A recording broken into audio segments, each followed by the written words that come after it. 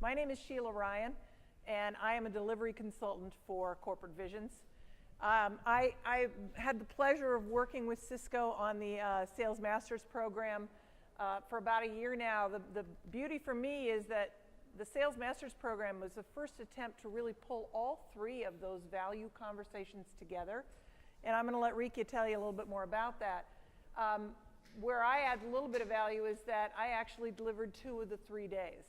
So I can give you some insights into what happened in the room, how it works actually in the room. But the master of all things Sales Masters, so to speak, is my partner, Rika Lieberman. I'm just going to read a little bit about her because I don't want to get it wrong. And more importantly, it's so impressive to me that I just want to get it across to you. So Rika has an extensive cross-functional background in international sales, marketing, and business development. She's currently the Director, Sales Acceleration at Cisco Systems. Included in her responsibilities is sales enablement for sales teams located in the US, Canada, and Latin America. Prior to this role, she led the sales team responsible for selling Cisco services internationally. So broad view, broad scope in terms of geography. Her team's geographic responsibilities, you ready for this, guys? Think about what this has done to her frequent flyer program. Her team's responsibilities include Central and Eastern Europe, Africa and Russia, Turkey, Poland, Colombia, Brazil, Mexico, Chile, France, South Africa, and the UK. We were talking before, she's absolutely an executive platinum member at American Airlines, right? And many others probably at that rate. So I will turn it over to Rika at this point, who's going to kind of give us a little bit of background, a little bit of intro on the Sales Masters program itself. And then really what we're going to do is just open it up. I'm going to ask her some questions. I put together some questions that I thought that those of you in the room would probably want to ask and might at 4 o'clock in the afternoon be a little too tired to ask. So we'll go through that, but I encourage you guys very informally ask questions of both of us as we go through this whole process. So for those of you that know Cisco, we're about 31 years old, 31-year-old company. We're a $48 billion company, and we have always and continue to be leaders in IP-based networking equipment.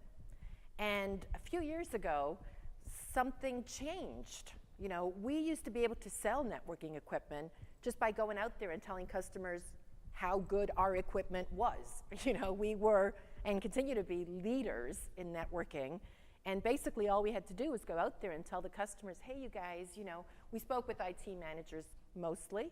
And we would say, hey, you guys, you know, we're so good. We've got the best products. These are the specs. The IT managers would just go, yeah, wow, Cisco's phenomenal. You're faster than everyone else. You're better than everyone else. And then something funny happened a few years ago, I'd say 4 or 5 years ago. And it didn't happen at Cisco initially. It happened at the customer. What happened was that the customer wanted things to move faster with IT. The chief marketing officers would go to the IT department and say, hey, I want to give my customers, their end customers, a new experience. I want my customers to buy on a mobile platform. I want them to buy on any platform. I want my apps cloud-based. I want apps. And IT just couldn't keep up, right? So the chief marketing officers decided, well, if IT can't keep up, let's bypass IT and go straight to Cisco.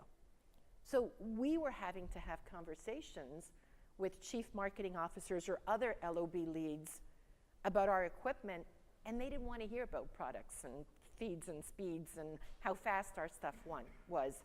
They wanted to talk about business outcomes. So we took a look at this, and we actually, you were very analytical about it. We did a needs analysis. We interviewed our sales team, we did focus groups, we interviewed VPs of sales, and we found that our sales team was just not capable. They just did not have the skills required to have these business outcome conversations. So why did I show you this video? Because fast forward 3-4 years, ahead, if you looked at this video, this is what Cisco's using now to promote itself. No mention of equipment, no mention of routers or switches or servers or conferencing equipment. It's all about business outcomes. And so we've had to take our salespeople from where they were 4 or 5 years ago, just talking about product, to where they are now, just talking about how we can save a child's life with the doctor 6,000 miles away, or how we can, trucks that drive themselves with the Internet of Things. So that's why Sales Masters was conceived. The primary objective was to transition our sales force from being box sellers to solution sellers. So give us a little bit of insight into what Sales Masters is. Sure. So Sales Masters is a 3-day program. It's a 3-day training program. It happens face-to-face. And the 3-day program, it's basically aligned exactly with Corporate Vision's 3 conversations. So the first day is about articulating value. And it's not easy. I mean, when I started with Cisco about 12 years ago, my peers in technology would say, oh, you're going to work for Cisco? You know, they tend to be a little arrogant. And I was like, Cisco arrogant? Why? You know, why would you say that? And then I started to work at Cisco, and all salespeople ever talked about was how good we were at Cisco, so thus the arrogance that came across. But so the first day is articulating Cisco value without talking about the specifics in our product. So that's really a leap for Cisco salespeople. And Corporate Vision's, you know, the power messaging and the kind of back of the envelope, kind of had to scribble some key messages. That's really what we focus on day 1. After we've taught the teams how to articulate Cisco value, then on day 2, we talk about elevating the conversation. So elevating the conversation is about getting that message to the right people, and the right people at the customer is no longer the IT managers, but it's the line of business managers.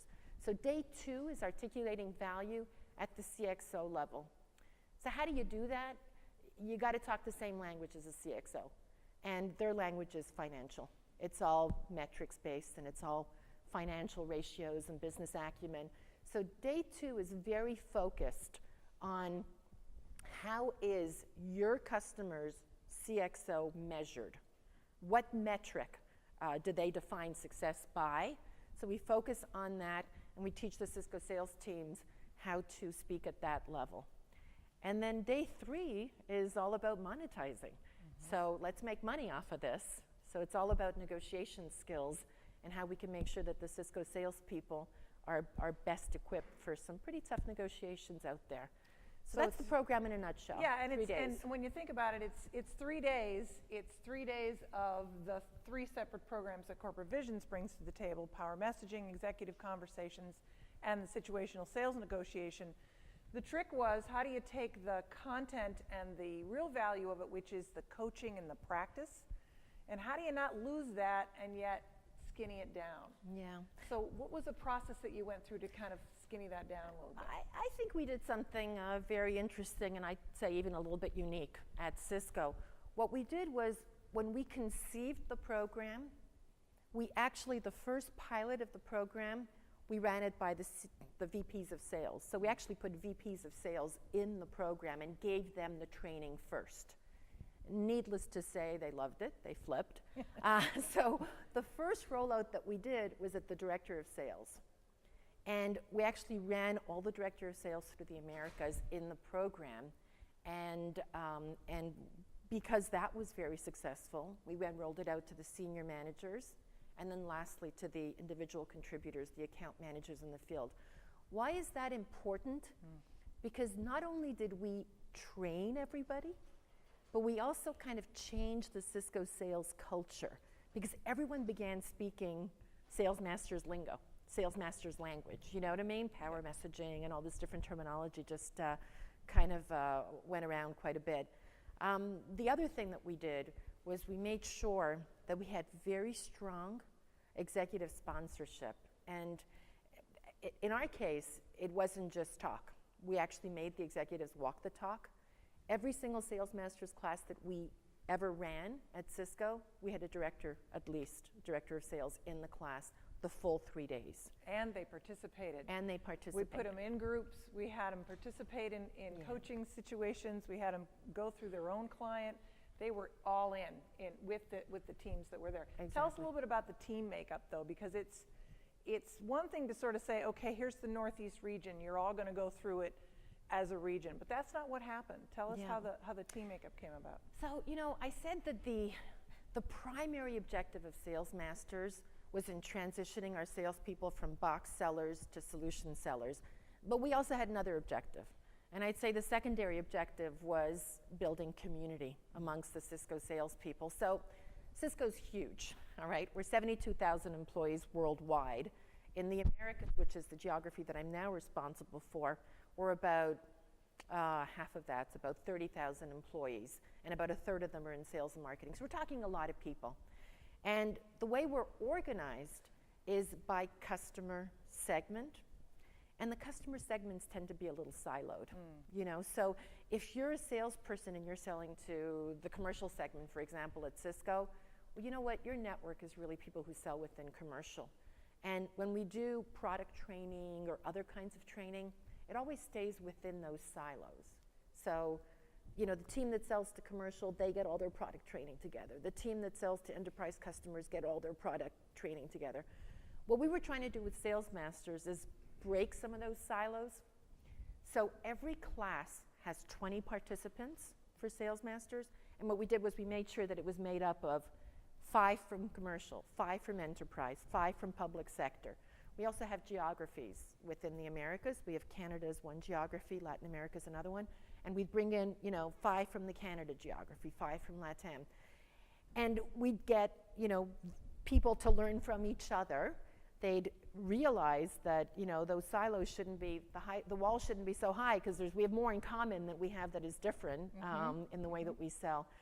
So that was really what I thought was a best practice in the way that we made up the composition of the class. I would have to agree with that, because having been in the room, I will tell you that it was fascinating to watch them as they came in and they wanted to go back to their buddy. And, you know, because as most of your salespeople do, right? You're comfortable that way, and they wanted to go sit with their buddy. But we'd mixed them up into separate teams, and that moment of discomfort was a thing of beauty, right? Because they would just go, ooh, wait, so I can't sit with Rika, but I know Rika, and I really like to sit with Rika.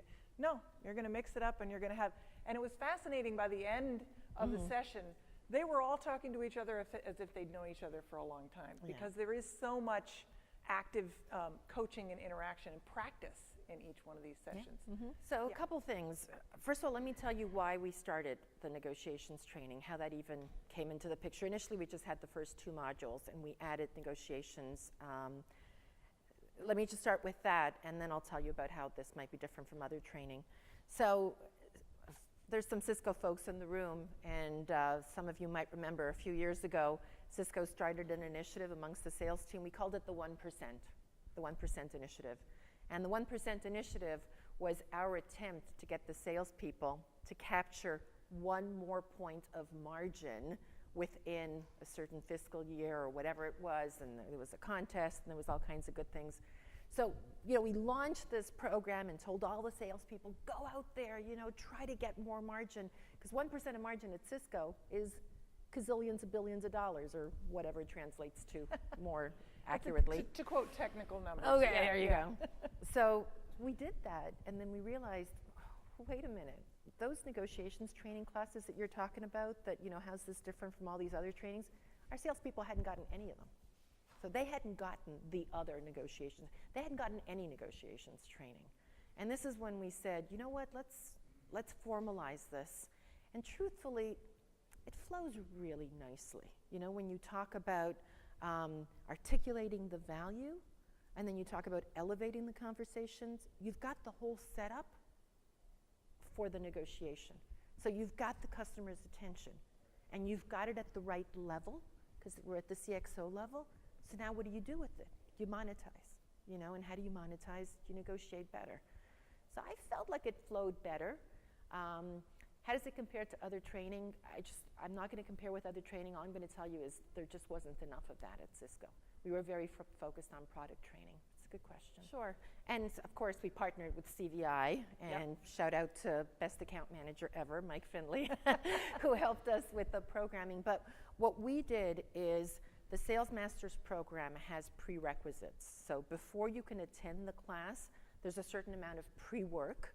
It's not a ton of pre-work, but there's a little bit of pre-work. You have to select an account that you're going to focus on during the class and do some research on that account. And there's some financial and business acumen stuff that we ask people to do in advance of coming to the class. But we then worked with Corporate Visions to structure a 3-day program. And I'm not familiar with the 2 days that you're talking about for each of the modules, but we were able to compress it into one. And the only thing that I could say about each of those days is that it is totally not parochial or slide-based or lecture-based at all. I mean, 15 minutes do not go by in a sales master's class when they don't break out into teamwork or role-playing or exercising. So yeah, I mean, CVI can from cover our the perspective, material. and Mike can talk a little bit too about this, but from our perspective, when you take the full power messaging program and the full executive conversations and the full SSN program, you get so much value in the content and the depth and the practice. And so again, that was what I was talking about early on. The balance was, how do I keep the practice and the coaching, which is such a critical piece of it, still deliver really different, unique content, which is really what program power messaging and EC and SSN do, but yet have enough of it done up front so that when they walk in the room, they're ready to hit the road, right? They're ready. When they walked in that room that first day, we started.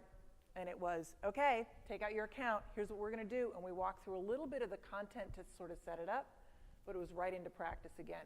Now, the risk with that is that you do lose some of the time that it takes to conceptually absorb some of this stuff. So it did feel a little bit fast sometimes, to the point where I had one group actually say to me at one point, all right, can we just take 5 minutes to breathe? And it wasn't a matter of it was moving too fast for them. It was a matter of, I just really want to absorb this and be able to put it into practice pretty quickly along that way. Let me ask you a quick question about the one I always hear about is justifying. So 3 days, even 3 days out of the field is a lot. And how did you get your senior executives to not only buy into it, but re-up the budget every year in order to kind of make this happen? Yeah. So first of all, I get that question a lot, and I hate that question because to me, intuitively, it makes sense to try to get the salespeople out of the field every once in a while, just to let them expand their horizons and think new things. So I actually think it's a good thing, and sometimes when I get that question, it sounds like a little bit negative in terms of connotation. So I'm not the enablement specialist, but when we talk about training, right, we look at technical skills-based training, and then we look at behavioral skills kind of training, right? So when we talk about technical skills or product, knowledge about a product or something like that, it's kind of relatively easy to say, let's just have the salesperson sit through a webinar, 30-minute virtual webinar. If they retain 15% of what they've learned, we're successful. We check off the box, did the product training on this product, and we move on. But Sales Masters wasn't about a product training. What we were really trying to accomplish was a behavioral shift. So what do I mean by behavioral? I mean how to have a new conversation, or how to have a different kind of conversation, or how to negotiate, So in order to do that, we really felt that the only way to learn a new behavior was through role playing, was through exercise, was immediate feedback. The instructor telling you immediately, yeah, that was good, but, you know what I mean? Or your colleagues saying, yeah, that was good, but, it wasn't so powerful here, or it could have been more powerful there. So how do we justify taking the people out of the field? We said, listen, we're not teaching them a product. We're trying to get a new behavior out there. And of course, what really helped was we were meticulous in how we logged statistics and metrics with respect to this class. So from day one, from the very first session, we had a team of people at Cisco administrating the program, and they were keeping logs on satisfaction, quantitative and qualitative logs. So at the end of the year, when we had to re-justify, we'd pull out our slides with all the data, and it would say, we put 800 people through the program, and 75% of them responded to the customer survey, and the scores were 4.7 plus. And and the executives would say, wow, that's really impressive, but you know what, we heard this great story about this guy who went on the program and he got to close this new UCS deal because he did this differently or that differently. So although we had some really great metrics, I feel that somehow at the end of the day, what used to always win over the executives is the stories, the qualitatives. Yeah. Do you have I know someone. Do you have who, any of those know, stories that you could share? Just like not to put you on the spot, but yeah, off the it's top kind of of your also a little hard with respect to what we can, talk about in terms of the deals. But almost everybody, has a good story about how they were able to approach, an LOB or a customer or someone else with some stuff. But if you guys want stories, we can talk after. Okay, great. Yeah.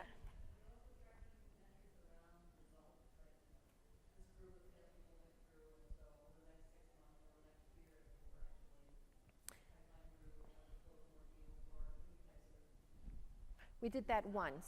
Yeah, we did that once. We did it at the end of the second year, and we actually hired a firm to help us with that because it was a little bit more meticulous. We didn't have the resources to do that. And we did something very similar to what you said. So we had groups go through Sales Masters, and then it was exactly 6 weeks after the training that we had those groups interviewed by this third party, and they came back with data. So we had the group that went through Sales Masters, and then we had a group that had not gone through Sales Masters, and we compared the results. And I'm not supposed to be quoting any specific ROI, but we did find that the percentage increase was 2 digits, and it starts with a 2 and ends with a 0. But I'm not supposed to quote anything specific. Nice. I didn't hear it. I didn't hear it. But we did do that once, and then didn't feel we had to do it again. Yeah, it kind of had proved itself.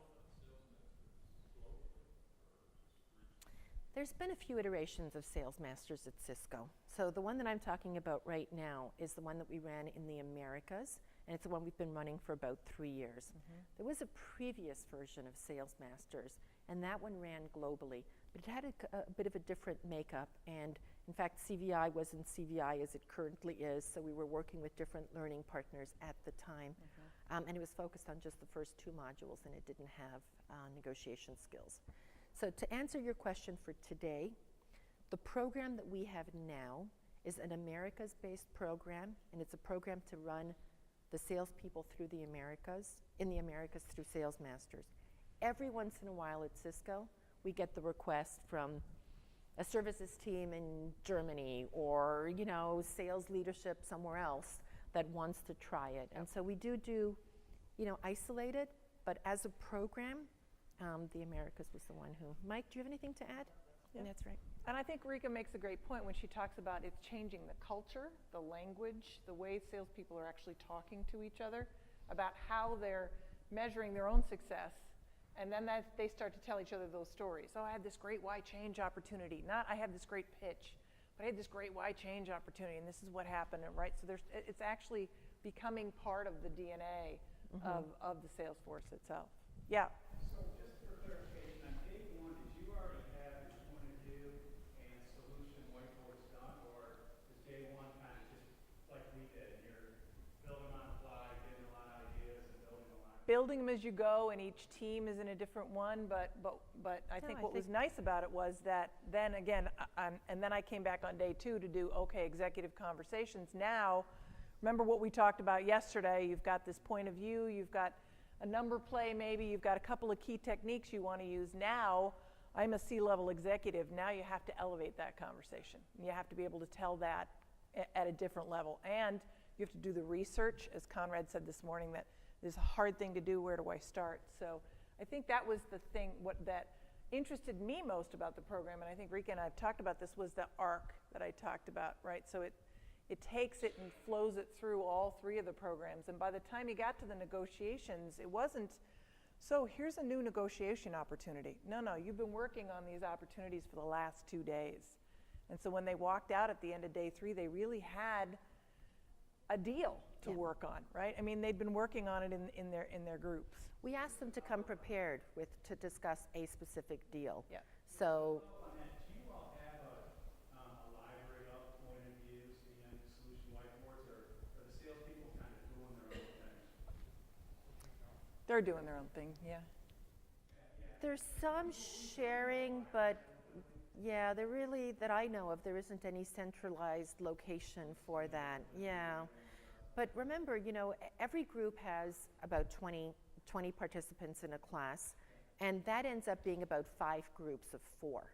So at the end, Sales Masters talks about 5 deals in 3 days. And for each of those 5 deals, because, so the way it works is everyone comes in with a deal, then a team forms, and they pick one of the deals. Okay, we'll work on this one for 3 days. We can't work on all 20 deals. So every team kind of walks away with at least one storyboard for at least one deal, but most often for 5 deals, because everyone's sharing, and they kind of keep that in the back of their minds. So And they're working their own deal at the same time, right? That's what we find a couple of people do. Yeah, The other thing that I want to say is that, because we did the sales directors first, and then the sales managers, and then the actual individual contributors, when the sales guy goes back to his job and says, hey, boss, I've got a deal, and this is how I want to position it with this storyboard, the manager understands what he's talking about. It's not coming out of left field because, we rolled it down that way so that the hierarchy really understands and is endorsing and is supportive. So let's talk a little bit about that, because clearly that must have been hard to get the buy-in up front. What did you have to do to get that senior level buy-in up front? I don't know, we just kind of really lucked out. At the time, the person who's currently our CEO was the senior vice president of sales when we started this. So Chuck Robbins was the guy and he got it right away.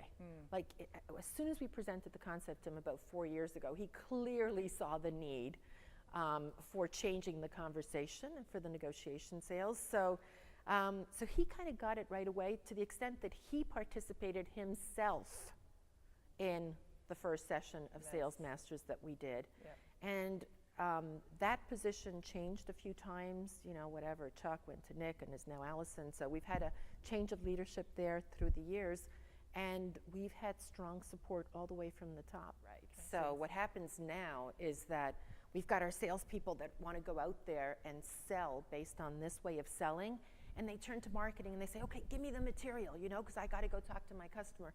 And the stuff that comes back is still 70 slides with all the feeds and speeds and stuff like that. So that remains one of the challenges that we have at Cisco, to kind of close that gap, and that's exactly where we're focused on now. What? Well, we've talked about this, Mike. On the marketing side the of next Cisco, thing that I was going to say is that we have here at this conference actually representation from various other teams of Cisco. Fabienne is one of them, but we also have people from the service delivery executive team and a few other teams at Cisco. And we really are trying to get everybody on board with the same conversation. Honestly, it's not easy, right? Because although sales leadership bought into it, exactly. Exactly. But I love the fact that you problem. started with the executives and you got them through the training first. Yeah. Because then they could come back and coach to that too, So one of the big product teams that's represented here at this conference from Cisco is our security organization. Our security team is one of our product teams, and they have their own training, and they're actually here because in bulk, there's 5 or 6 of them here, because they're very interested in understanding how to position our solutions those this 3 way. conversations. So we've had them on occasion, okay? But when you talk about Cisco marketing, we're talking about a lot of very large groups, all with very different responsibilities. So you talked a bit about our product marketing organization and the folks that, kind of position our products. We've got our brand people, our AR people, our PR people. So on occasion, we've had some marketing folks attend. The honest, brutal answer is no, there has not been any concerted effort to make sure that marketing is 100% aligned with sales in this initiative, and it has been a challenge. But what we see in most organizations is that tension eventually does at least raise the issue that there's a gap, right, between the two, and that you have to address that gap somehow. Yeah. Have you changed your sales executive profile, who you're going after recruiting, or do you feel like you can recruit the same people and just train them on a new way? No, you're absolutely right. As I look at the Cisco sales executives over the past 3 or 4 years that have been coming on board, Cisco as a company is transitioning. So we started this program 4 or 5 years ago, just as we as a company started transitioning. This was a core execution of a strategy that we had articulated. The strategy was that we were going to transition to the kind of stuff that you saw now, you know. So in order to do that, we have had changes in leadership. Cisco made a huge change a year ago when we went from the CEO that had been Cisco's CEO for 25 years to a new CEO. And it just so happens that the new CEO is the one that initially endorsed Sales Masters, Chuck Robbins, and he's brought in his own senior leadership. And they are from outside the company, because we do need to think differently and act differently. So I've been with the company for 12 years, and I've seen the transformation, and it's phenomenal. It's exciting. Yeah. Yeah. And having a different conversation is a great way to start with that. Absolutely. Any other questions? Because understanding that we are now standing in between you and Oasis I thought I was going to give you guys 30 minutes back. I I thought we were know, going to be I done know. in 10 minutes, Sheila. You and I, high five, we're out of here. Yeah. Sure, I can tell you about that. So just logistically, the way we run Sales Masters is we do about 10 classes a quarter, and each class has about 20 participants, sometimes a few more, sometimes a few less. So we run about 200 people through the program every quarter, so about 800 in a year, give or take a few is pretty much how we do it. Yeah, sometimes we do 2 locations in 1 week, sometimes. One of the things I'd like to share with you, for all of you who might be considering working with Corporate Visions, is come talk to me after. But one of the things that we asked of Corporate Visions is we asked them to try to dedicate a core group of instructors to Cisco. So Sheila was part of the core group, and we were able to get 3 or 4 others. We worked with Mike on that. And so what happens is that you get a group of instructors that get to know Cisco really, really well. And we have those moving around. So back to your question, in addition to the 3 days, the agreement that we have with Corporate Visions gives every participant in the class 1 year access to online reinforcement learning. So there's reinforcement that's available online, modules that reinforce the material that they learned in the class, and it's good for a year.